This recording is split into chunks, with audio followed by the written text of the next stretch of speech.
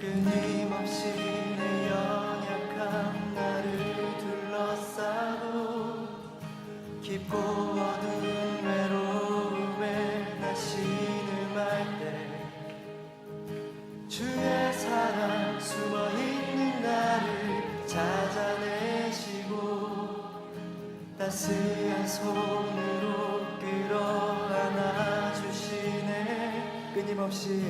끊임없이 내 연약한 나를 둘러싸고 깊고 어두운 외로움에 나 신음할 때 주의 사랑 숨어있는 나를 찾아내시고 따스한 손으로 끌어안아 주시네. 다함없는 주의 사랑 어제나 오늘이나 변함없네. 다함없는 주의 사랑 비교할 수 없는 그 신사랑.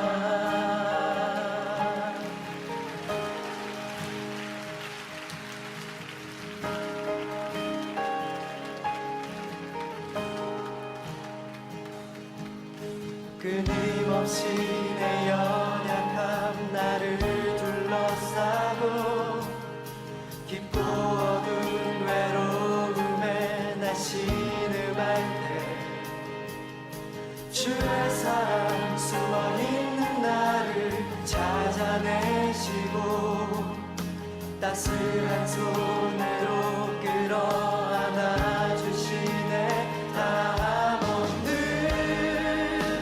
주의 사랑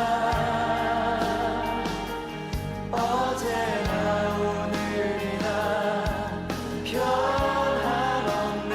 다함없는 주의 사랑 비교할 수 없는 그 신사랑. 다함없는 주의 사랑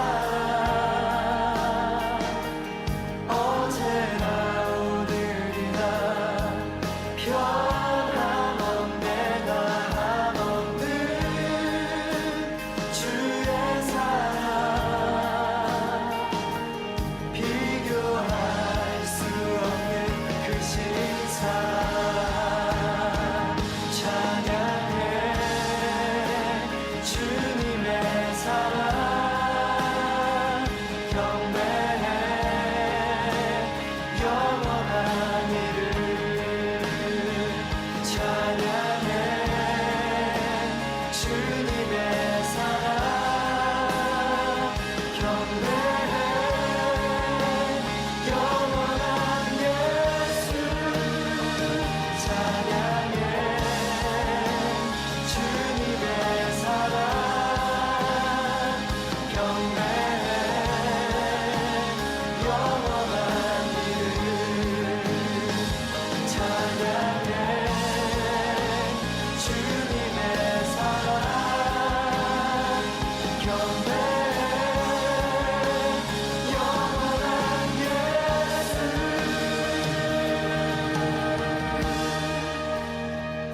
다함없는 주의 사랑 어제나 오늘이나 변함없네. 다함없는 주의 사랑 비교할 수 없는 그 신사랑.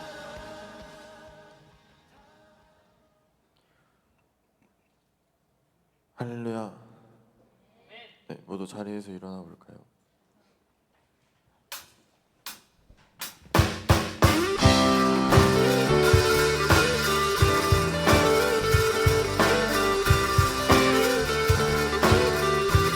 우린 주를 만나고 주를 만나고 새로운 삶을 시작했네. 모든 것을 할 수 있을 거라고 자신감으로 가득 설레는 마음만으로 넘어지고 일어나 기도해. 오랜 시간 서서히 타오르는 믿음, 그 걸음을 재촉하지 않고 이제도 나는 삶의 무게로 바람만 힘을 주며 걸어가게 하는 신비가 있네. 오늘 수많은 문제와 고통이 우리를 애워싸고 시기하지만 주를 향한 노래는 멈출 수 없어. 할렐루야. 우린 주를 만나고 새로운 삶을 시작했네. 모든 것을 할 수 있을 거라고 자신감으로 가득 설레는 마음만으로 넘어지고 일어나 기도해. 오랜 시간 서서히 차오르는 믿음은 그 걸음을 재촉하지 않고 이제와 다른 삶의 무게로 한발 한 발 힘을 주며 걸어가게 하는 신비가 있네. 오늘 수많은 문제와 고통이 우리를 애워싸고 시기하지만 주를 향한 노래는 멈출 수 없어. 할렐루야. 소리쳐요. 여길 수 없는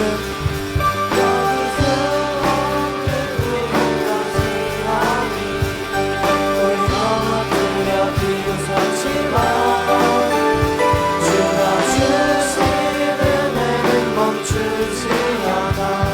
할렐루야.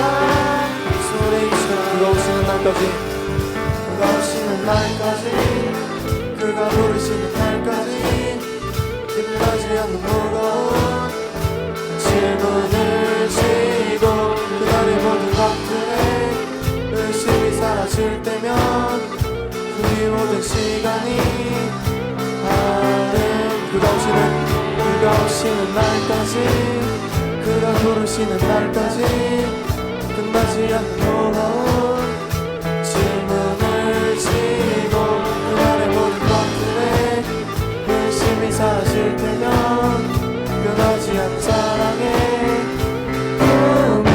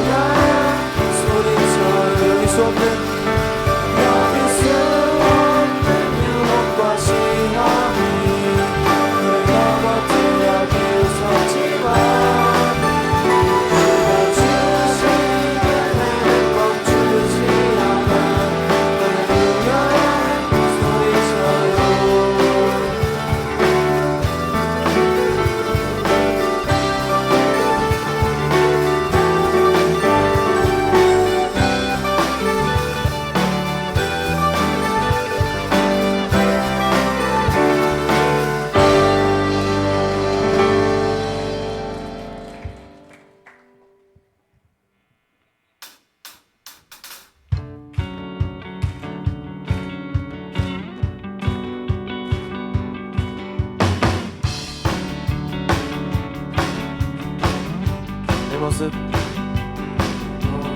이대로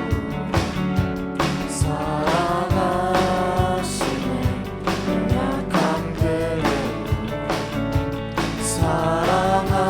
사랑하시네 나의 모든 발걸음 주가 하시나니 날 인도하소서 주의 날개 아래 거하는 것 주의 임재 안에 거하는 것 나의 가장 큰 소망 나의 가장 큰 은혜 주와 함께 동행하는 길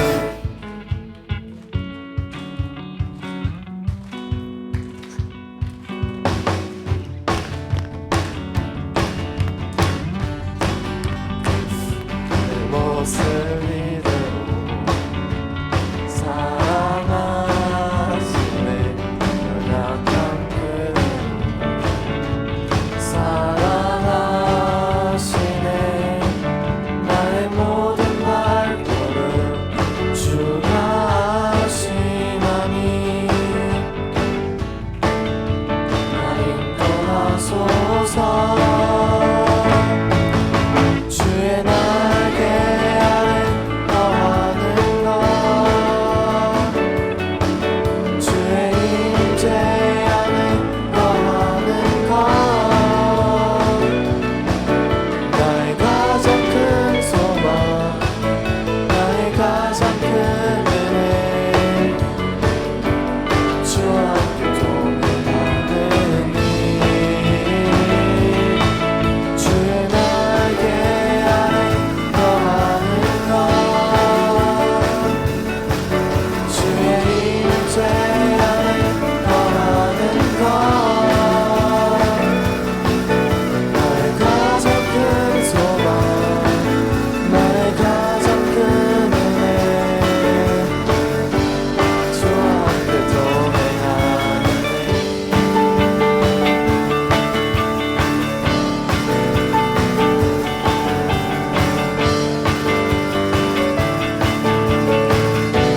나의 가장 큰 소망 나의 가장 큰 소망 나의 가장 큰 은혜 주와 함께 동행하는 일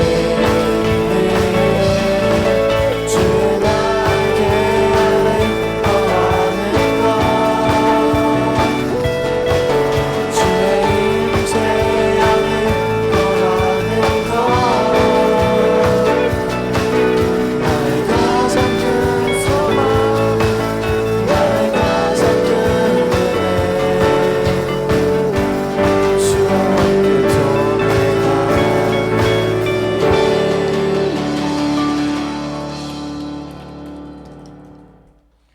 모두 자리에 앉아서 찬양하시겠습니다.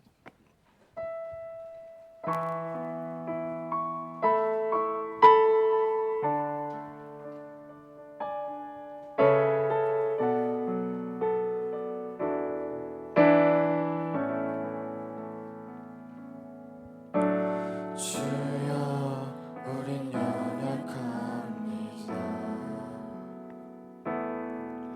우린 오늘을 힘겨워 합니다 주 뜻 이루며 살기에 부족합니다 우린 연약합니다 주여 우린 넘어집니다. 주여 우린 넘어집니다 오늘 하루 또 실수합니다 주의 긍휼을 구하는 죄인입니다 우린 주만 바라봅니다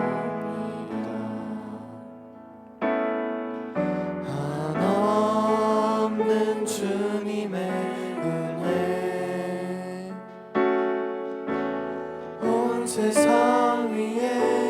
크십니다. 가릴 수 없는 주여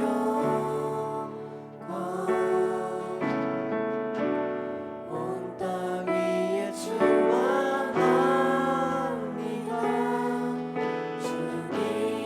주님만이 길이오니 우린 그 길 따라가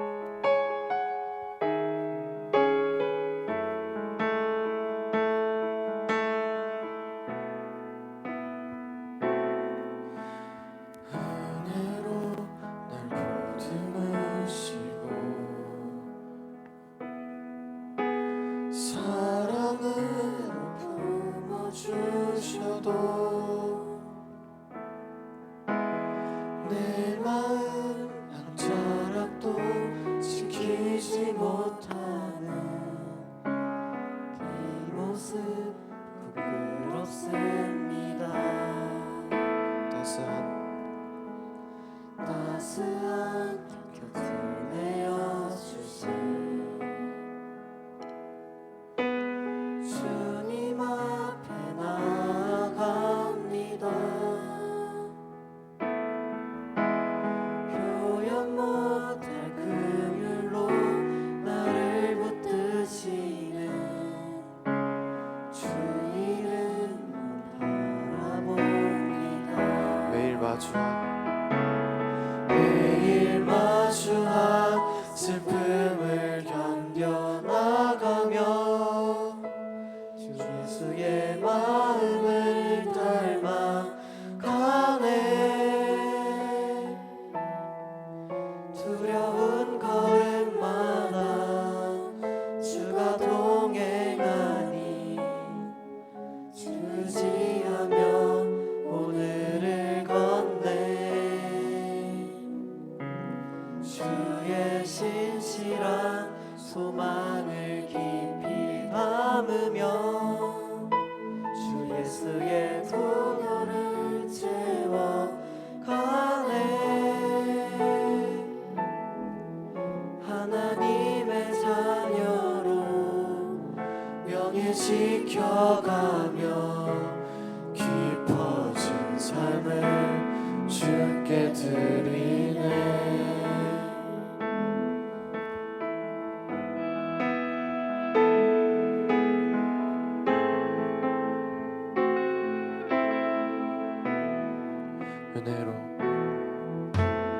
은혜로 날 보듬으시고 사랑으로 품어주셔도 내 마음 한 자락도 지키지 못하는 이 모습 부끄럽습니다. 따스한 곁을 내어주신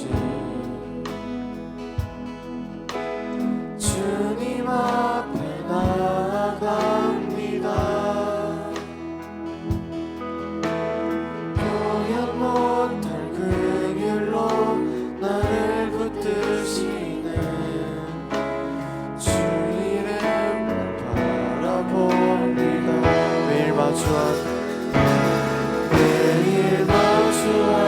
슬픔을 견뎌나가며 주 예수의 마음을 닮아가네.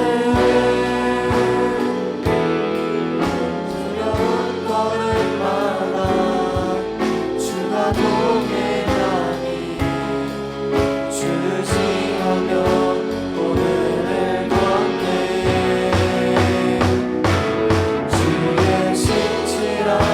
소망을 깊이 담으며 주 예수의 풍요를 채워가네.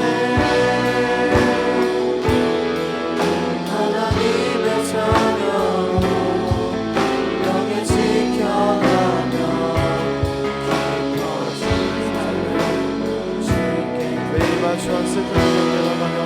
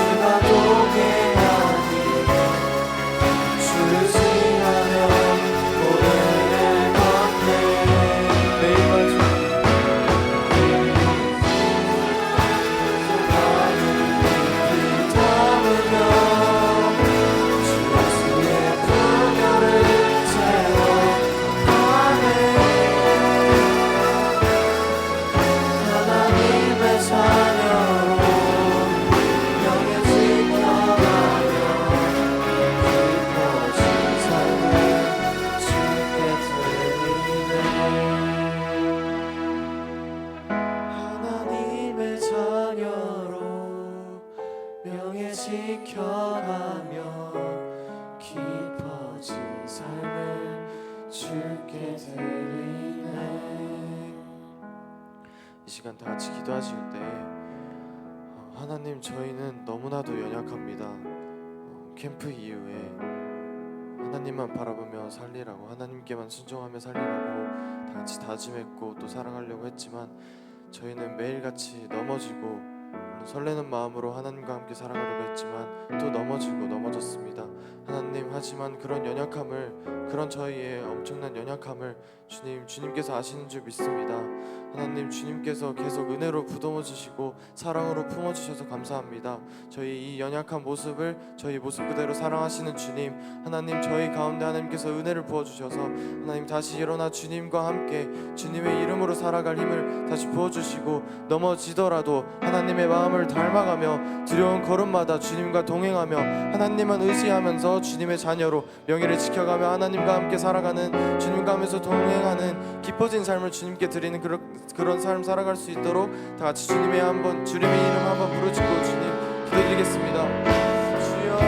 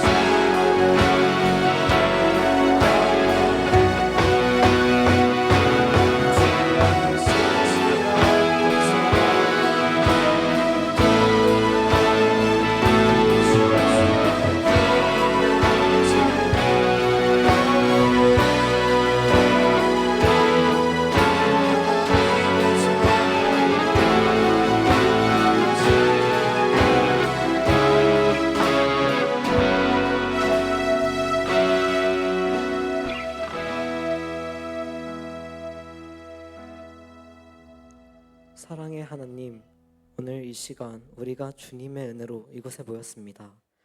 오늘 이곳에서 오직 주님만을 예배하게 해주세요. 주님, 이제 곧 있으면 개학이 시작됩니다. 이제 2학기가 시작되면서 중학교 1학년 후배들은 시험이라는 큰 압박이 다가옵니다. 많이 부담되고 힘들겠지만 주님께서 함께 해주세요. 주님, 이제 우리가 이번 한 주를 살면서 다시 예전으로 돌아가는 것이 아닌 주님을 의지하고 주 안에서 살아가게 해주세요. 또한 오늘 말씀 전해주시는 조현우 목사님을 통해 주님의 뜻을 전하고 오늘 우리 가운데 함께 해주세요. 사랑이 많으신 예수님의 이름으로 기도드렸습니다. 아멘.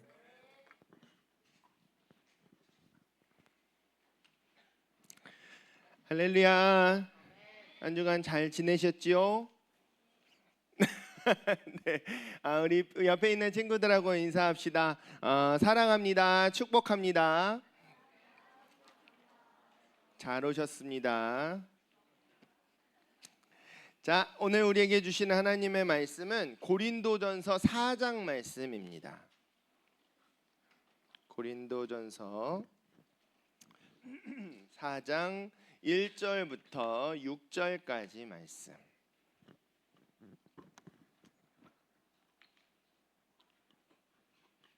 고린도전서 4장 1절부터 6절까지 전능하신 하나님의 말씀을 우리 경외하시는 마음으로 한 목소리로 합독해 보시도록 하겠습니다. 시작. 사람이 마땅히 우리를 그리스도의 일꾼이요 하나님의 비밀을 맡은 자로 여길지어다. 그리고 맡은 자들에게 구할 것은 충성이니라. 너에게나 다른 사람에게나 판단받는 것이 내게는 매우 작은 일이라. 나도 나를 판단하지 아니하노니 내가 자책할 아무것도 깨닫지 못하나 이로 말미암아 의롭다함을 얻지 못하노라. 다만 나를 심판하실 이는 주시니라. 그러므로 때가 이르기 전 곧 주께서 오시기까지 아무것도 판단하지 말라. 그가 어둠에 감추인 것들을 드러내고 마음의 뜻을 나타내시리니 그때에 각 사람에게 하나님으로부터 칭찬이 있으리라. 형제들아, 내가 너희를 위하여 이 일에 나와 아볼로를 들어서 본을 보였으니 이는 너희로 하여금 기록된 말씀 밖으로 넘어가지 말라 한 것을 우리에게 배워 서로 대적하여 교만한 마음을 가지지 말게 하려 함이라. 아멘. 아멘. 우리가 이제 지금 나는 누구인가 인간의 실상에 대해서 배우고 있어요. 아마 다음 주까지 이제 나누게 될 것 같은데 여기서 여러분 기억하셔야 될 게 있죠. 말씀의 검은 항상 나를 각을 떠야 되는 겁니다. 말씀의 검은 다른 사람을 베면 안 되는 거예요. 이걸 꼭 잊어버리시면 안 됩니다. 그리고 또 한 가지 꼭 기억해야 될 게 뭐냐면 우리가 죄인이고 우리가 이렇게 연약하다 이런 말씀을 나눌 때 제가 뭘 하지 마 이렇게 말하는 게 절대 아니라는 걸 여러분 기억하시고 들으셔야 돼요. 그러니까 우리는 율법의 행위가 아니라 믿음으로 구원을 얻잖아요. 그러니까 뭘 하고 안 하는 게 핵심이 아니에요. 우리의 신앙, 우리의 구원에 있어서 내가 뭘 했어? 내가 뭘 못했어? 이거는 전혀 핵심이 아니에요. 그거는 정말 우리가 주님께서 내 안에 들어오시고 내 가운데 작동하시기 시작하시면 자연스럽게 나오는 거지, 씨앗을 심으면 열매가 자연스럽게 나는 것처럼 자연스럽게 나는 거지. 중요한 건 믿음. 그러니까 우리의 영과 맞닿아 있는 그 혼의 영역, 우리의 중심의 가장 깊은 영역, 그 부분이 중요한 거지 우리 행동 뭐 하나하나 이게 중요한 게 아니라는 걸 여러분 꼭 기억하셔야 됩니다. 그래서 우리가 캠프 때부터 딱 이렇게 이어져 가고 있는 건데, 사실 우리가 정말 거듭난 삶을 산다는 것, 그리스도인들은 거듭난 삶을 사는 사람들인데, 거듭난다는 건 그 전에 반드시 뭘 해야 된다고 했어요?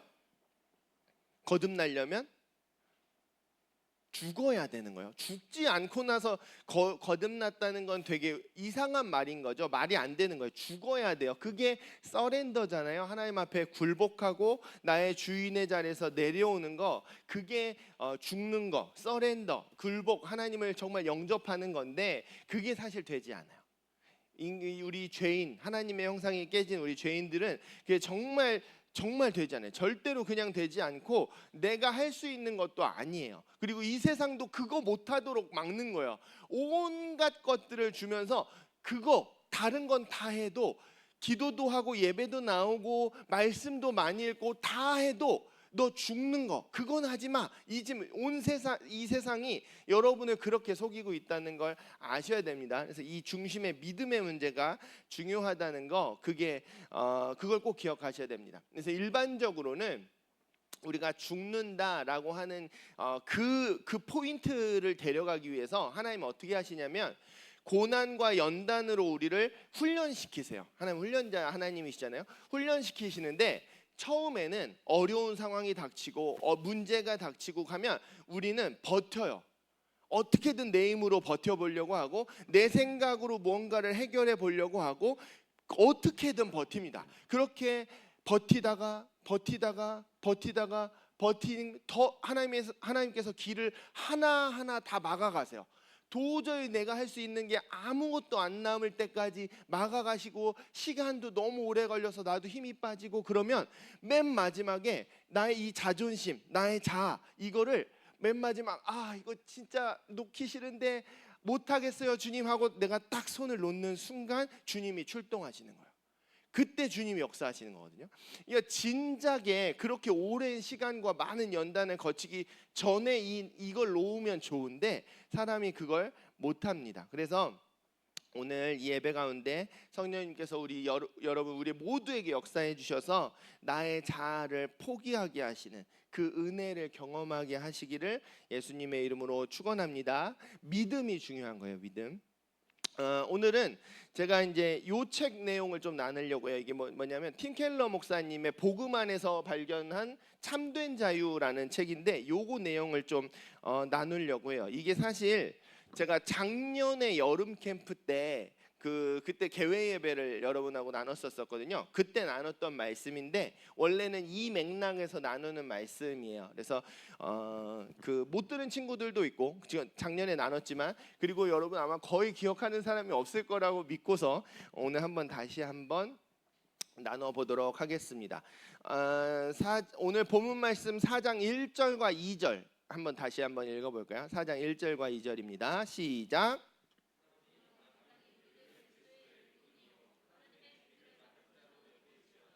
그리고 맡은 자들에게 구할 것을 충성이니라. 아멘. 너무 잘 여러 번 들어오신 말씀이죠. 지금 고린도서잖아요. 고린도전서. 사도 바울께서 고린도 교회에 쓰신 편지예요. 왜 편지를 쓰셨냐면 고린도 교회는 사도 바울께서 1, 2, 3차 전도 여행을 하셨는데 2차 전도 여행을 하실 때 1년 반, 꽤 긴 시간이었어요. 1년 반이나 그 고린도 지역에 머무르면서 사역을 하시면서 개척하신 교회가 고린도 교회였어요. 근데 이제 사도 바울께서는 한 교회에 계속 계셨던 게 아니라 전도 여행을 하시면서 개척을 하셨으니까 고린도 교회를 떠나서 이제 다른 곳에 갔단 말이죠. 그리고 전도 여행 3차 전도 여행을 하고 계시는데 고린도 교회에서 소식이 온 거예요. 아, 지금 고린도 교회에 이런 문제도 있고요, 이런 문제도 있고 이런 문제도 있어요. 이런 얘기를 들은 거야. 아, 그래? 너무 가슴이 아프셔서 그러면 안 돼. 이렇게 해야 돼라고 쓰신 편지가 고린도전서예요. 신약성서는 대부분 편지잖아요. 그게 고린도전서인데 고린도 교회에 있었던 여러 가지 문제 중에 가장 큰 문제, 가장 중요한 문제 중에 하나가 뭐였냐면 파당의 문제였어요. 파당.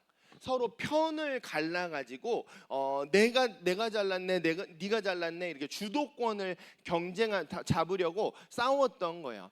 바울이 그 교회를 개척했지만 그 후에 아볼로라는 굉장히 말씀을 잘 가르치는 분이 오셔가지고 그 교회에서 말씀을 잘 가르치면서 교회가 성장했나 봐요. 근데 사람들이 나는 바울파야, 난 바울 선생님하고 친해, 이런 사람들이 있었고, 나는 아볼로파야, 아볼로 선생님하고 친해, 이런 사람들이 있었어요. 둘이서 교회에서 주도권을 잡으려고 막 싸웠던 거야. 그런데 그런 고린도 교회, 그런 싸우는 고린도 교인들에게 이렇게 사도 바울께서 말씀하십니다. 6절 말씀 한번 읽어봅시다. 시작.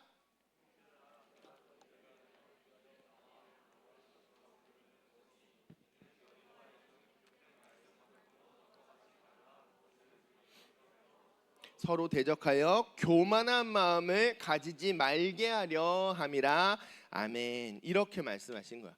왜 아볼로파 바울파 나눠? 우리가 너희에게 보여준 건 그렇게 한 게 아니잖아. 지금 이렇게 말씀하신 거예요. 그러면서 중요한 말씀이 뭐냐면 6절 마지막 쪽에 보면은 우리가 너희에게 본을 보였는데 그게 왜 그러냐면 우리에게 배워서 서로 대적하여 교만한 마음을 가지지 않게 하려고 우리가 가르쳤던 거야. 이렇게 말씀하시는 거예요. 지금 이제 여기는 교만한 마음을 가지다 이런 식으로 표현되어 있지만 원래는 서로를 얕잡아 보면서 교만하지 않도록 이렇게 동사로 되어 있어요. 동사로 되어 있는데 이 교만한 마음을 가지지 않도록 요렇게 쓰인 헬라어 단어가 뭐냐면 푸시오우라는 단어예요. 푸시오우.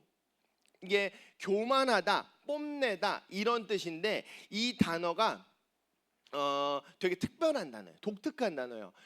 신약 성경에서 원래 교만하다라고 할 때는 가장 대표적으로 쓰이는 단어가 있는데 휘브리스라는 단어예요. 휘브리스가 교만이거든요. 죄라는 의미도 되는데 그 단어를 많이 쓰는데 이 피시오우라는 단어는 바울만 써요. 바울만 쓰는 단어예요. 바울의 어떤 통찰이 담겨 있는 단어이고 그리고 골로새서에 한 번 딱 나오고 고린도전서에 6번이 나와요. 그러니까 바울 선생님께서 고린도 교회를 생각할 때 꼭 해주고 싶은 말이 이 피시오라는 단어에 담겨 있는 거예요. 교만하다. 근데 이 단어의 원래 의미가 뭐냐면 부풀리다라는 거예요. 부풀리다. 원래 적정한 크기보다 지나치게 부풀고 팽창되어 있는 상태. 그러니까 이런 풍선을 불면 처음에 훅훅 불다가 나중에는 막 진짜 터지기 직전까지 부풀려진 그 상태 있죠. 그게 피시오예요. 너희들이 지금 그런 상태, 피시오우의 상태로 살고 있기 때문에 그렇게 편을 가르고 서로를 얕잡아 보면서 대적하면서 싸우고 있는 거야. 이렇게 말씀해 주시는 거야. 왜 피시오우의 상태로 사는 사람들이 그렇게 다투게 되고 경쟁하게 되고 분파를 이루게 될까? 이 책에 보시면 팀 켈러 목사님께서 이 피시오우라는 단어가 인간의 본성적인 자아, 죄로 망가진 자아죠. 죄 가운데 살아가는 자아가 처한 4가지 상태를 보여준다. 이렇게 가르쳐 주세요.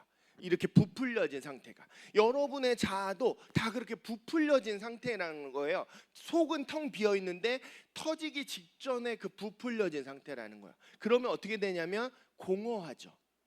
그리고 고통스러워요. 그리고 분주해요. 그리고 나약해요. 이 네 가지의 특성이 있다고 팀켈러 목사님이 가르쳐 주세요. 첫 번째가 뭐냐면 공허한 거예요. 공허. 이거는 여러분 그냥 딱 생각하셔도 아시겠죠. 그렇게 부풀려져 있는 상태에 속은 텅 비어 있는데 부풀려져 있으니까 당연히 공허하겠죠. 이게 인간의 가장 근본적인 문제예요. 이 PCO는 인간 자아의 중심이 텅 비어 있다는 걸 보여줍니다. 이게 부풀어 올랐으니까 내가 한껏 우쭐해 있을 때가 있지만 정작 그 중심은 텅 비어 있는 거야. 여러분, 나의 자아는 어떤지 한번 점검해 보시면 좋겠어요. 나는 그런가? 아니 정말 충만하게 차 있는 상태인가? 아니면 피시오 그냥 속은 비어 있는데 터지기 직전의 상태처럼 부풀어 있는 상태는 아닌가? 한번 점검해 보시면 좋겠어요. 원래 인간은 그 부풀은 그 안에 무한하신 분, 하나님, 우리 하나님의 형상으로 지어졌잖아요. 무한하신 분이 채워져 있도록 지어졌어요. 그게 하나님의 디자인 원리예요. 근데 하나님의 형상이 깨어지니까 우리는 그대로 부풀어 있는데 속은 텅 비어버린 거죠. 그러니까 이게 얼마나 공허하겠어요. 그래서 사람들은 그 공허함, 내 영혼의 빈자리, 파스칼이 말한 것처럼 하나님만 채우실 수 있는 내 영혼의 빈자리를 채우기 위해서 온갖 것들을 추구해요. 공부를 열심히 하기도 하고, 쾌락을 탐하기도 하고, 뭔가 식욕을 추구하기도 하고, 아니면 진짜 스펙을 막 엄청 쌓기도 하고, 무언가의 최고가 되어보려 하기도 하고, 심지어 종교 행위들을 율법을 온전하게 채워보려고 행하기도 해요. 그런데 그 무엇도 그 무한하신 분의 자리를 채울 수 없죠. 당연히 채울 수 없어요. 이 땅의 유한한 것들은 채울 수가 없어요. 그래서 그 끝없는 공허함 가운데서 삐그덕거리고 덜컹거릴 뿐이에요. 하나님 없이 살아가는 사람들은 끝없이 공허할 수밖에 없는 거예요. 여러분은 어떠십니까? 우리가 그 무한하신 분을 정말로 만났다면 우리의 영혼 가운데 있는 그 자리, 그 빈자리가 채워져야 되는데 정말 그 자리가 채워져 있나요? 그걸 우리가 점검해 봐야 돼요. 두 번째, 하나님과 상관없이 살아가는 자아는 그 자체로 고통덩어리라고 말씀하세요. 고통덩어리다. 팀켈러 목사님의 말씀이에요. 당연하죠. 원래 나는 이만해야 돼요. 근데 이렇게 부풀리는 거예요. 터지기 직전까지 부풀려 있어요. 여러분, 위가 64배까지 원래 크기에 64배까지 늘어날 수가 있대요. 여러분, 그걸 막 이렇게 늘렸다고 생각해 보세요. 얼마나 아프겠어요. 힘들겠어요. 더부룩하겠어요. 고통스럽겠어요. 그런 상태로 살아가는 거죠. 이 책에 보면 되게 재밌는 얘기가 나와요. 여러분, 그 발가락 다 있으시죠? 발가락 잘 있나 한번 보세요. 없는, 집에 놓고 온 건 아니죠? 다 있죠? 근데 여러분, 우리가 어때요? 우리가 걷거나 뛰거나 운동을 할 때 이 발가락이 없으면 그렇게 할 수 없다는 거 아시죠? 발가락이 되게 중요해요. 근데 중요한 건 뭐냐면 우리가 평소에는 발가락을 의식하면서 살아가요? 의식하지 않으면서 살아가요? 전혀 의식하지 않으면서 살아가잖아요. 발가락을 의식했다는 건 무슨 얘기예요? 여기에 문제가 생겼다는 얘기예요. 그렇죠? 그래서 팀켈러 목사님이 그런 말씀을 하세요. 이 책에 보면 우리 몸이라는 것이 원래 뭔가 이상이 있지 않으면 우리의 관심을 끌려하지 않는다, 이렇게 말씀하세요. 진짜 그래요. 우리의 팔꿈치 뭐 다 마찬가지예요. 우리의 관심을 끌지 않아요. 이상이 없으면. 근데 우리의 자아는 어때요? 우리의 자아가 얼마나 우리의 관심을 집중시켜요. 우리 자아가 얼마나 상처를 많이 받아요. 그것 자체가 상처를 받은 게 아니고 상처를 받는다는 자체가 자아에 이미 문제가 생긴 거라고 팀켈러 목사님이 말씀하세요. 우리 자아가 얼마나 관심받고 싶어 해요. 오늘도 나는 괜찮은 사람이 되고 싶어 하고 항상 관심의 중심이 있고 싶어 하고 주의를 끌려하죠. 하루라도 인정받지 못하고 관심받지 못하면 견디지 못해요. 내가 어떤 사람으로 보이지? 제가 왜 나를 저렇게 대하지? 이런 것들이 집중되어 있는 이유 근거 자체가 그렇게 우리의 자아에 관심이 있다, 집중된다는 것 자체가 우리 자아가 문제가 있다는 거라고 팀켈러 목사님 말씀하세요. 여러분 이거 굉장히 중요합니다. 우리 자아가 건강한 상태라면 우리는 우리 자아를 의식하지 않은 채로 살아가는 게 정상이라는 거예요. 이게 오늘 말씀의 결론인데 우리는 어떤가요? 여러분은 어떠세요? 여러분 여러분의 자아에 얼마나 의식하며 살아가고 계십니까? 그거는 자아 자체가 망가진 거기 때문에 그렇게 관심을 받으려고 하고 나의 존재 자체를 어떻게 완성시켜 가려고 하는 삶 자체가 결코 행복할 수 없다 이렇게 말씀하세요. 그걸 얻을 수 없어서가 아니라 자아 자체가 문제가 있기 때문인 거예요. 뭘 추구하는 것 자체가 문제가 아니라 자아 자체가 문제가 있다는 겁니다. 이거 조금 어려울 수 있지만 여러분 중요한 얘기니까 잘 고민해 보셨으면 좋겠어요. 세 번째로 하나님과 상관없는 자아는 늘 분주하다 이렇게 말씀하세요. 분주해요. 여러분 어떠십니까? 여러분 삶이 너무 분주하지 않으세요? 요즘 사람들은 정말 분주해요. 근데 분주한데 뭘 하느라 분주한가? 뭘 하느라 분주할까요? 이게 프리쇼 텅 빈 채로 부풀려져 있으니까 당연히 이걸 채우는 일을 위해서 일을 하는 걸 쉬지 않는 거죠. 그렇게 하느라 바쁜 거예요. 근데 이걸 채우는 게 뭐예요? 비교하고 자랑하는 거라고 말씀하세요. 사람들은 비교하고 자랑하느라 늘 분주해요. 그래서 새 번역에 보시면 6절 말씀이 이렇게 번역이 되어 있어요. 여러분이 우리에게 배워서 어느 한 편을 편들어서 다른 편을 얕보면서 뽐내지 않도록 하는 것입니다. 이렇게 말씀하세요. 6절 말씀이. 그러니까 지금 사도 바울께서 경고하시는 교만의 핵심이 뭐냐면 비교하는 거, 얕보면서 뽐내는 거, 자랑, 비교와 자랑이에요. 인간은 하나님 없이 살아가는 인간은 비교와 자랑을 하느라 끊임없이 분주해요.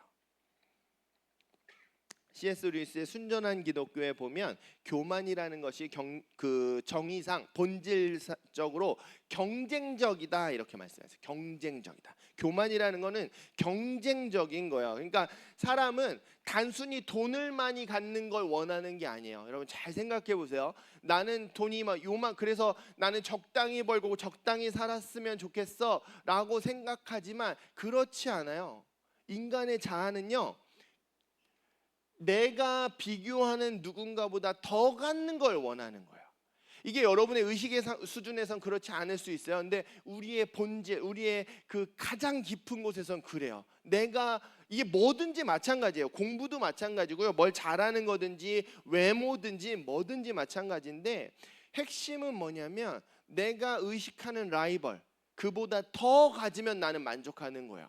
절대적으로 많지 않아도. 근데 그보다 덜 가지면 의기소침해지는 거고 힘들어지는 거고 슬퍼지는 거죠. 경쟁적이에요. 교만은 경쟁적입니다. 그런데 그 비교와 자랑의 악순환에서 살아갈 때는 어떻게 돼요? 모두 다 루저가 된다고 했잖아요. 내가 한 번 잘하는 것 같아도 그 다음 날은 또 아무것도 아닌 것처럼 돼요. 내가 한 계단 올라가면 위에 또 더 많은 사람들이 있어요. 언제나 내 위에가 있어요. 내가 이 분야에서 최고가 되면 다른 거에서 나는 밑으로 내려가게 되어 있어요. 이 세상은 그렇게 되어 있어요. 모두가 루저가 돼요. 그래서 어떻게 되는 거예요? 그 끝없는 악순환에 끌려가면서 너무 바쁜 거예요. 오늘은 뭘 해야 내가 한 칸 더 올라갈 수 있지? 오늘은 어떻게 해야 내가 내려가지 않을 수 있지? 끊임없이 바쁜 거죠. 네 번째 마지막으로 본성적인 인간 자아는 공허하고 고통스럽고 분주할 뿐 아니라 나약하다 이렇게 가르쳐 주십니다. 당연하죠. 속이 비어 있는데 한껏 부풀려져 있으니 조금만 뭐 하나에만 스쳐도 터져버리고 마는 거죠. 견고한 실체가 없이 의기양양한 사람들. 여러분 이 세상의 것은요 썩어질 것들이에요. 아시죠? 손가락 사이로 빠져나가는 모래와도 같아요. 뭐든지 다 마찬가지예요. 물거품과 같이 터져버려. 그런 걸 가지고 내가 의기양양할 수 있는 사람은 곧 지나치게 의기소침해질 수 있어요. 왜냐하면 우월감과 열등감은 근본적으로 같은 거거든요. 이 비교와 자랑의 악순환 안에서 동일한 거예요. 순간 잠깐 우월해졌다가도 금방 열등감에 빠져버리게 됩니다. 내 자아는 블랙홀과도 같아서, 이 책에 이런 표현이 써 있어요. 내 자아는 블랙홀과도 같아서 아무리 많은 칭송과 온갖 성취들을 쏟아부어도 자아라고 하는 내 곳간은 여전히 텅 비어 있습니다. 매일 아침에 온갖 것들을 채워 넣어 보지만 다음날 밤이 되면 휑하니 비어 있는 거죠. 내가 오늘은 특별한 사람이 된 것 같다가도 내일은 또다시 아무것도 아닌 존재가 되어버려요. 이게 하나님 없이 살아가는 사람들의 상태라는 거예요. 이 세상에서 내가 무엇을 성취했고 무엇을 가지고 있고 이런 것들을 했기 때문에 우쭐하고 있는, 의기양양하고 있는 것 같은 사람들을 보면서 나도 저렇게 되어야지, 나도 저기까지 가야지 라는 꿈들을 가지지만 그게 다 허상이라는 거예요. 세상의 속임수라는 거예요. 세상의 신기루라는 거예요. 우월감과 열등감은 근본적으로 같은 겁니다. 여러분은 어떠신가요? 우리의 자아도 여전히 이 피시오의 상태로 살아가고 있지는 않으신가요? 이 책에 보시면 팀 켈러 목사님이 그런 말씀을 하세요. 이 비교와 자랑의 악순환 가운데, 그러니까 이 교만의 피시오의 상태로 살아가는 사람들은 날마다 법정에 끌려가는 것과 같다, 이렇게 비유를 하십니다. 날마다 나의 삶이 기소와 다툼 가운데 치열하게 아등바등 살아가고 있다는 거예요. 그래서 어느 날은 재판에 이긴 것 같아요. 그런데 더 많은 날은 재판에서 지는 것 같이 느껴지죠. 그 끝없는 악순환에 시달리면서 살아가고 있다는 거예요. 안타까운 것은 복음을 믿는다고 하는 사람들도 마치 복음을 모르는 것처럼 날마다 그 재판장에 끌려가고 있다는 거죠. 그런데 오늘 말씀해 보시면 사도 바울께서 우리가 이 비교와 자랑의 악순환에서 벗어날 수 있는 방법을 가르쳐 주신다, 이렇게 말씀하세요. 그걸 이제 복음적 겸손, 이 책의 제목인 복음 안에서 발견한 참된 자유, 이렇게 말씀하시는데, 우리가 어떻게 그 세상 법정, 세상 송사의 그 치열한 아등바등 살아가는 데서 벗어날 수 있는가, 그걸 가르쳐 주십니다. 우리 3절 말씀 다시 한번 읽어볼까요? 3절 중요한 말씀이니까 또박또박 의미를 생각하시면서 또박또박 읽어봅시다. 시작.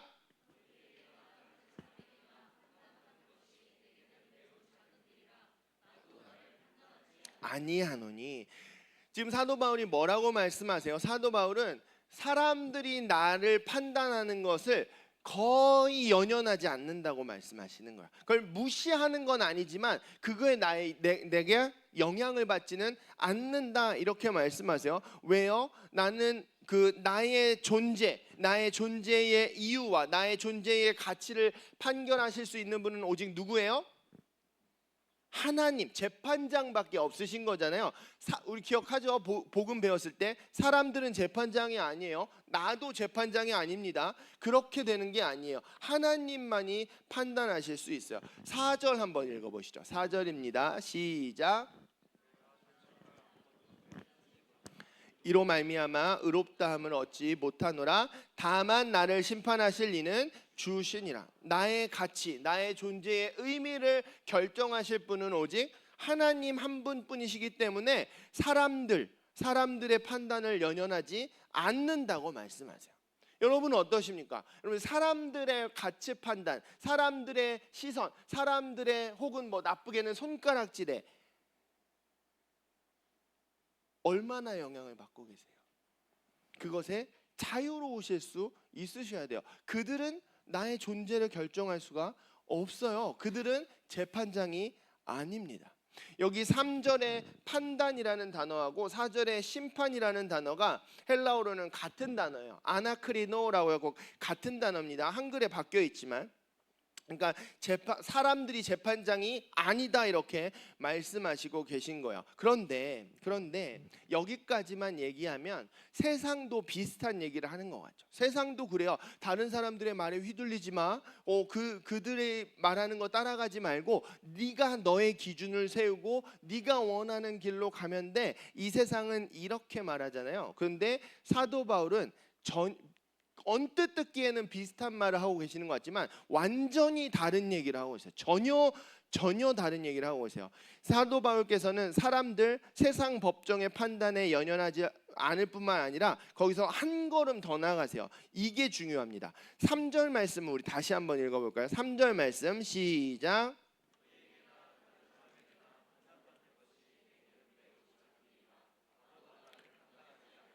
나도 나를 판단하지 아니하노니. 사도 바울은 사람들의 판단, 사람들이 조 목사님 그 설교도 재미없고 뭐 못하고 왜 이런 거 뭐 얼마나 우리가 마음이 무너져. 그거에서 벗어나 있다는 거예요. 근데 거기서 끝이면 세상 사람들과 다를 것이 없어요. 근데 중요한 건 뭐냐면 사도 바울께서는 나도 나를 판단하지 않는다 이렇게 말씀하세요. 이건 세상이 알 수 없는 비밀이에요. 여러분 잘 생각해 보세요. 사실 이 세상에서 나를 가장 많이 정죄하는 사람이 누구예요? 나예요. 나예요. 잘 생각해 보시면 좋겠어요. 이 사도 바울의 이 3절 말씀은 이 세상에서는 볼 수 없는 자기 이해입니다. 복음만 주실 수 있는 자기 이해예요. 여러분 이 말씀 잘 기억하시고 곰곰이 묵상해 보셔야 돼요. 다른 사람들의 판단에 연연하지 않을 뿐만 아니라 나도 나를 판단하지 않아요. 사도 바울이 어떻게 말씀하시냐면 사도 바울은 진짜 대단하신 분이거든요. 여러분 성경책에 써 있다고 막 뭐 성경책에나 써 있는 분이지 이렇게 생각하실 수 있지만요.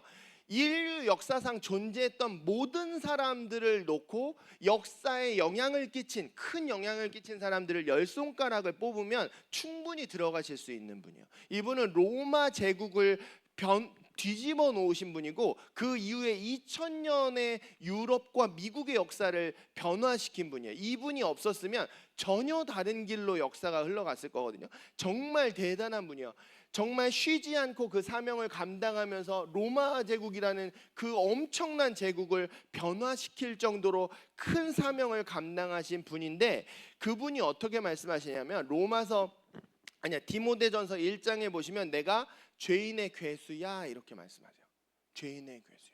이게 죄인의 괴수였어. 내가 그리스도인들을 박해하고 이렇게 말하는 게 아니라 현재형으로 말씀하세요. 예전에 그랬다는 게 아니라 지금도 내가 죄인의 괴수라는 거예요. 그런데 그 말씀 바로 뒤에 뭐라고 말씀하시냐면 그런데 내가 예수 그리스도의 긍휼을 입어서 영생을 얻는 자들에게 본이 되게 하셨어 이렇게 말씀하시는 거예요. 내 죄인의 괴수인데 믿는 사람들의 본이 되게 하신다고요? 죄인의 괴수인데? 우리가 이해할 수 없는 거예요. 로마서에도 7장 마지막 절에 보시면요. 내가 마음으로는 하나님의 법을 섬기지만 육체로는 죄의 법을 섬겨 이렇게 말씀하세요. 나는 곤고한 사람이야. 나를 이 사망의 몸에서 건져낼 사람은 아무도 없어 이렇게 말씀하세요. 내 안에 죄가 있는 걸 분명히 아시는 거예요. 내가 연약하고 가증하고 외식하고 있다는 걸 정확하게 알고 그걸 고백하는 거예요. 근데 그 말씀 바로 뒤에 뭐라고 말씀하시냐면 8장 1절에 그러므로 그리스도 예수 안에 있는 자에게는 결코 정죄함이 없어 이렇게 말씀하시는 거예요. 이 둘이 같이 있는 거예요. 많은 경우에 우리는요. 내가 죄인의 괴수이면 그걸 나의 정체성으로 삼고 내가 나를 판단하고 나는 가치 없는 사람이야. 나는 기준에 미치지 못하는 사람이야. 내가 나를 판단해요. 스스로를 정죄하죠. 그걸 멈추셔야 된다는 거예요. 이거는 여러분이 높은 자존감을 가져야 돼 이런 말이 아니에요. 그건 속임수, 높은 자존감을 가져라. 이거는 속임수라고 팀 켈러 목사님 말씀하세요. 여기서 말씀하시는 복음적 겸손이라는 것은 뭐냐면 내가 높은 자존감을 갖거나 아니면 뭐 나를 낮추거나 뭐 아니면 내가 뭘 못한다고 이렇게 겸손을 떨거나 이게 아니라 아예 자기 자신에 대해 생각할 필요를 느끼지 않는 거예요. 그게 복음적 겸손이에요. 그게 복음이 주시는 참된 자유인 거죠. 나는 연약해요. 나는 오늘도 죄를 지었어요. 나는 오늘도 이걸 못했어요. 근데 그게 나의 가치가 아니에요. 나의 정체성이 아니에요. 그래서 나는 오늘도 하나님께 집중하는 거예요. 오늘도 하나님께서 내 옆에 붙여주신 사람들에게 관심을 갖는 거예요. 오늘 하나님께서 나에게 맡겨주신 사명을 감당하면서 살아나가는 거예요. 나는 연약하지만 나를 이루실 분은 하나님이시니까 하나님이 맡겨주신 사명을 감당하면서 살아나가는 거죠.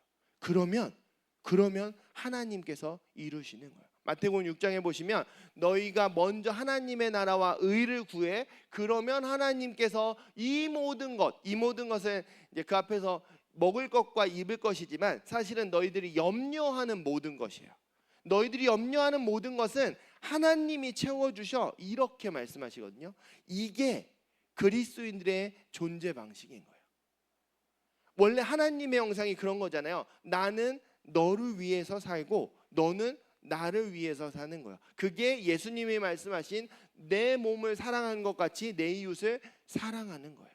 그게 복음의 작동 방식인 겁니다. 내가 뭘 했고 내가 뭘 못했고 내가 뭘 가졌고 내가 이게 나의 관심이 아니게 되는 거예요. 그게 나의 관심이 아닐 때 그리고 내 밖으로 나의 관심을 쏟아낼 때 흘려보낼 때 우리는 이 세상 법정에 더 이상 끌려가지 않아도 되고 더 이상 이 세상 가운데서 그 텅 빈 채 부풀려져서 고통스럽게 살아가지 않아도 된다는 겁니다. 사랑하는 다니엘 여러분, 여러분은 어떠신가요? 여러분의 자아는 어떠신가요? 오늘도 우리는 내가 뭘 했고 내가 뭘 못했고 내가 뭘 해야 되고 이게 우리의 가장 중요한 관심사이시지는 않으신가요? 제가 이제 인간의 연약함, 죄에 대해서 나누는데 그래서 이 인간론의 결론은 뭘 해라 하지 마라가 아닌 거예요. 이 오늘 말씀의 결론은 그냥 여러분 스스로를 있는 그대로 인정하시라는 거예요. 우리는 그래요. 우리는 연약해요. 내일도 또 넘어질 거예요. 그 누구보다 가증스럽고 외식 잘하는 사람이 저예요. 근데 여러분 하나님이 우리를 어떻게 판결하시는지 아세요? 우리의 가치를? 너는 하나님의 자녀야. 너는 내 기뻐하는 자야. 내가 너를 기뻐해. 이렇게 말씀하세요. 그게 우리의 존재예요. 그게 우리 인생의 판결이에요. 그 누구도 그 판결을 뒤집을 수 없어요. 여러분 믿으시죠? 그 무엇도 하나님의 판결을 뒤집을 수 없어요. 그러니까 여러분도 그 판결을 뒤집으려고 하지 마세요. 여러분도 그렇게 하지 마세요. 여러분 하나님이 사랑하시는 하나님의 자녀입니다. 하나님이 기뻐하시는 존재세요. 내가 아무리 수백 번 넘어지고 또 실수하고 또 연약해도 하나님 우리 사랑하세요. 스스로 판단하지 마십시오. 그러면 우리가 이 세상 법정 밖으로 정말 충만한 그냥 부풀려서 터지기 직전의 상태가 아니라 충만한 상태로 살아갈 수 있습니다. 그렇게 자기를 의식하지 않는 복음이 주시는 자유를 경험하면서 오늘 나 자신 나의 자아보다 하나님께서 맡겨주신 사명 그리고 무엇보다 하나님께서 맡겨주신 사람들에게 더 관심을 가지면서 더 관심을 향하면서 살아가실 수 있는 저와 여러분들 되시기를 예수님의 이름으로 축원합니다. 이 시간 우리 함께 기도하실 텐데 이렇게 기도하셨으면 좋겠어요. 주님, 제가 지금 저의 자아가 지금 어떤 상태인지 보게 해주세요. 제가 그 공허함 가운데, 고통 가운데, 분주함 가운데, 나약함 가운데 살아가고 있지 않은지 주님 보게 해주세요. 하나님, 이제 제가 다른 사람들의 판단이나 나 스스로의 판단 가운데서 그 비교와 자랑의 악순환 가운데서 살아가지 않고 하나님 복음이 주시는 그 참된 자유를 누리면서 살아갈 수 있도록 주님 이 시간 저에게 말씀해 주세요. 그렇게 주신 말씀 붙잡고 함께 기도하며 나아가도록 하겠습니다. 기도하시겠습니다. 거룩하신 하나님, 우리 사랑하는 다니엘 청소년부 한 사람 한 사람들의 존귀하신 주님의 이름으로 축복하며 기도하옵니다. 성령 하나님 그 가운데 역사하여 주시고 말씀하여 주시고 은혜를 허락하여 주시옵소서. 사랑하는 주님, 우리가 세상 사람들의 판단과 비교와 자랑 가운데 고통스러워할 뿐만 아니라 그 누구보다 내가 내 스스로를 정죄하며 판단하고 그 고통 가운데 살아갑니다. 하나님, 이제 성령께서 역사하여 주시고 말씀하여 주셔서 내가 나 스스로를 판단하며 나에게 관심을 집중하고 하나님 나를 위하여서 살아가는 아버지 하나님 그 굴레 가운데서 그 멍에 가운데서 벗어나게 하여 주시옵시고 아버지 하나님, 이제 우리가 더 이상 나 자신을 의식하지 않으며 나에게 관심을 갖지 않으며 하나님께서 맡겨주신 사람들에게 그리고 무엇보다 하나님께서 맡겨주신 사명들에 관심을 가지며 하나님 그것들을 쫓아 살아갈 수 있는 표대를 향하여 달려갈 수 있는 사도 바울과 같은 하나님 이 세상이 이해할 수 없는 하나님 그런 자기 이해로 하나님 살아갈 수 있도록 그런 참된 자유 가운데 살아갈 수 있도록 성령 하나님 말씀하여 주시옵소서.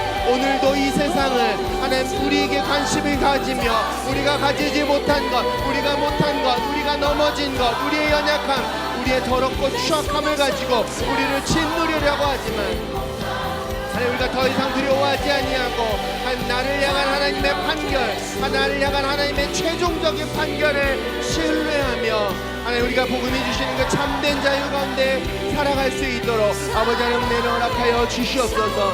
하나님 우리 가운데 세상의 손가락질과 세상의 비난 가운데 신음하고 있는 친구들이 있다면 하나님 내가 나 스스로를 정죄하며 짓눌림 가운데 아파하고 있는 친구들이 있다면 성령 하나님이 시간 말씀하여 주시고 위로하여 주셔서 아니 정말 복음이 얼마나 놀라운 능력인지 복음이 얼마나 놀라운 은혜인지 하나님 시간 다시 한번 경험하며 아버지 하나님 그 은혜 가운데 그 참된 가운데 자유 가운데 살아갈 수 있도록 아버지 하나님 은혜를 허락하여 주시옵소서. 하나님 우리 한 사람 한 사람 가운데 말씀하여 주시고 위로하여 주셔서 아버지 하나님 은혜 가운데 하나님 이제 삶의 자리로 나아가 다시 세상에서 학교에서 학원에서 가정에서 세상에 믿지 않는 자들과 함께 살아갈 때에 이 세상과 다른 하나님 그 참된 자유를 전하며 살아갈 수 있도록 아버지 하나님 은혜를 허락하여 주시옵소서.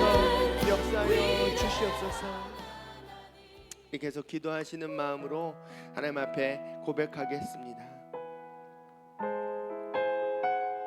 주님의 은혜를 기억하시면서 함께 고백합니다.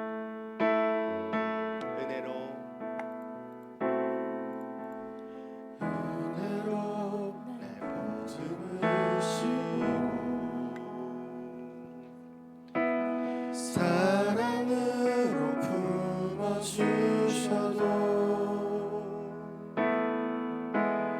내 마음 한 자락도 지키지 못하는 이 모습 부끄럽습니다.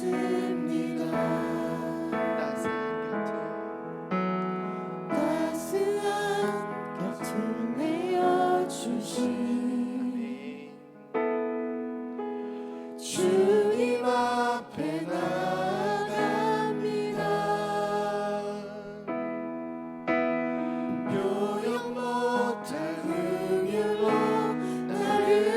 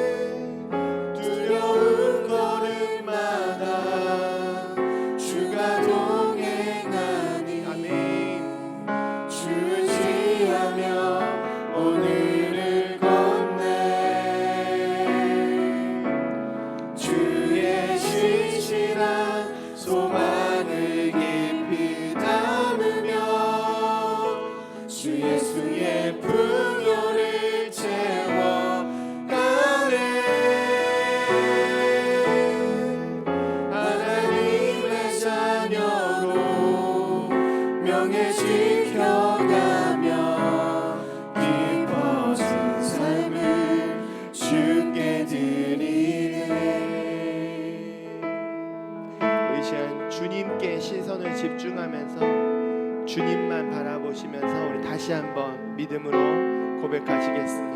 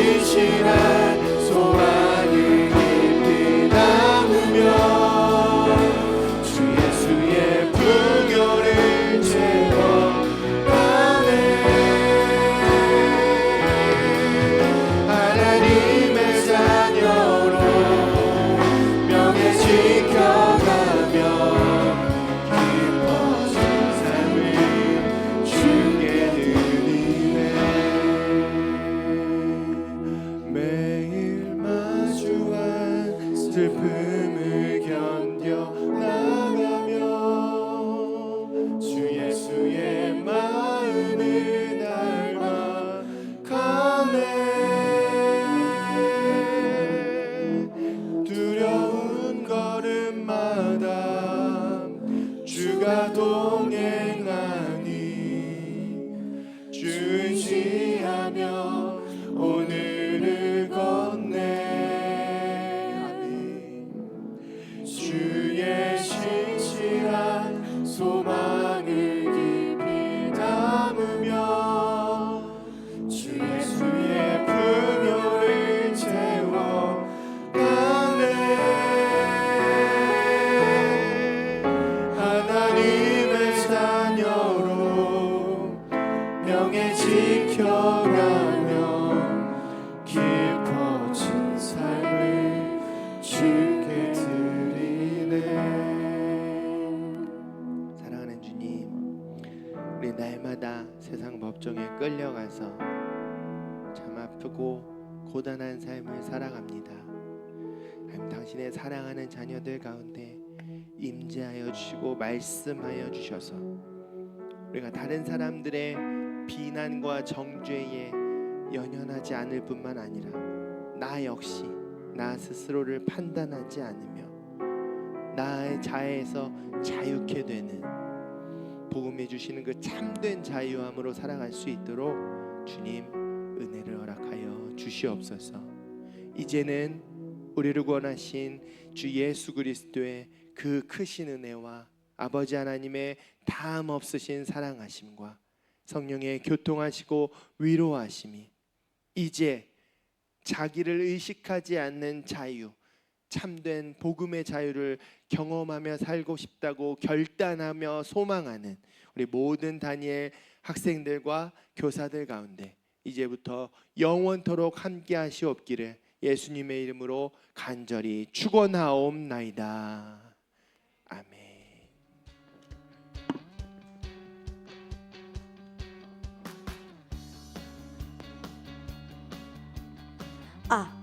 네. 다니엘 청소년부 첫 번째 광고입니다. 어하나 청소년 스텝 모집 광고인데요. 한번 띄워줄 수 있으실까요? 네, 어하나 청소년 스텝 모집이 오늘부터 8월 마지막 주 주일까지 7명을 모집하고 있어요. 네, 어하나 청소년 스텝은 이번 학기에는 스팍스 7세부터 9세까지 이 클럽 보조교사와 그다음에 그 게임, 심판, 이 미디어로 섬기게 될 텐데 7명을 모집하고 있으니 어하나 청소년 스텝을 하고 싶은 학생들은 저에게 문의해 주시면 감사하겠습니다. 그리고 이번 어하나 청소년 스텝에게는 혜택이 나가는데요. 이번에 유니폼을 지급하고 펠로우십 캠프를 이번에 이 혜택이 주어진다고 해요. 이 펠로우십 캠프는 충북 벨포레 리조트를 이번에 이 청소년 스텝이 가게 되는데 이 벨포레 리조트에 놀이동산, 그다음에 카트 루지 아니면 양떼 목장 이 모든 그 리조트 안에 시설을 같이 이 재밌게 놀다 오는 이런 휴식 공간을 이 주려고 하는데 그래서 우리 어하나 청소년 스텝을 하고 싶은 학생들은 저에게 8월 마지막 주 주일까지 네 연락해 주시면 감사하겠습니다. 네, 다음 두 번째 광고인데요. 선교센터 내 방송 장비 사용 안내 광고하겠습니다. 저희 청소년부 안에서 뒤에 보면은 저희 종민 쌤이 믹서와 이 선생님들이 방송 장비를 이런 거를 이 담당을 하고 계세요. 네, 이 선생님 이외에 이런 믹서와 이런 송출에 우리 만지게 되면 이 작은 손길에도 영향을 주거든요.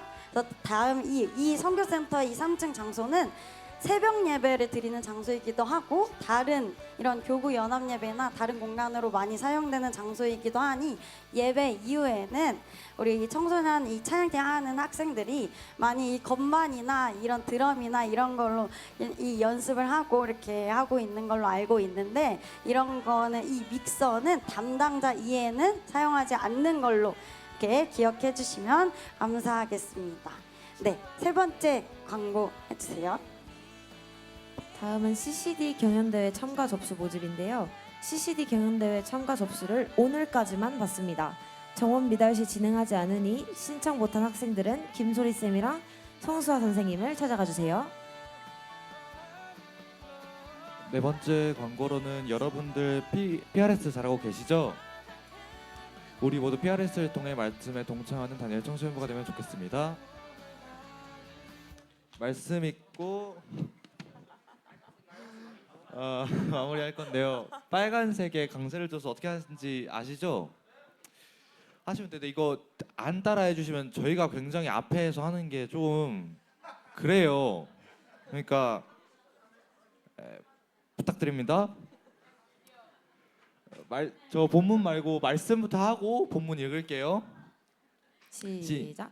형제들아 내가 너희를 위하여 이 일에 나와 아볼로를 들어서 본을 보였으니 이는 너희로 하여금 기록된 말씀 밖으로 넘어가지 말라 한 것을 우리에게서 배워 서로 대적하여 교만한 마음을 가지지 말게 하려 함이라. 고린도전서 4장 6절 말씀. 아멘.